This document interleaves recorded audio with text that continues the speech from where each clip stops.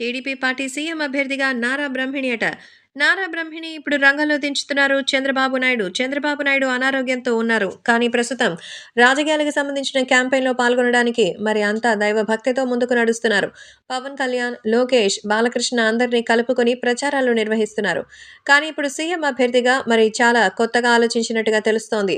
So, Nara Brahmani జైల్లో రాజమండ్రిలో తను ఉన్నప్పుడు తన కోసం బ్రహ్మిణి అలాగే ఇంకా భువనేశ్వరి ఎంతో కష్టపడ్డారు.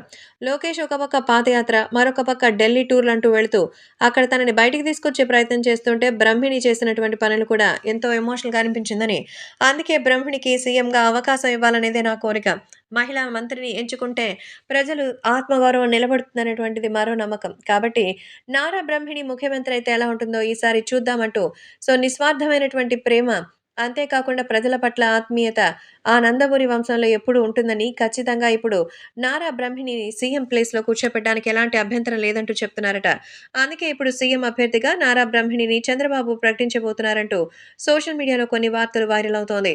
నిజంగానే చంద్రబాబు నాయుడు జైల్లో ఉన్నప్పుడు ఆయన కోసం ఐటీ ఉద్యోగులతో మాట్లాడి భారీ ర్యాలీలు చేయించారు. అలాగే ఫారిన్ కంట్రీస్‌లో ఉన్నటువంటి చాలామంది మన హైదరాబాదీయుల చేత ఆమె ప్రచారం చేయించారు. అందుకే ఇప్పుడు ఆమెను రాజకీయాల్లో కూడా తీసుకొనొచ్చి ఖచ్చితంగా సీఎం సీట్‌లో నిలబెడితే గెలుస్తుందన్న ఆశాభావంతో ఉన్నారట నందమూరి. ఉన్నారట నారా చంద్రబాబు నాయుడు.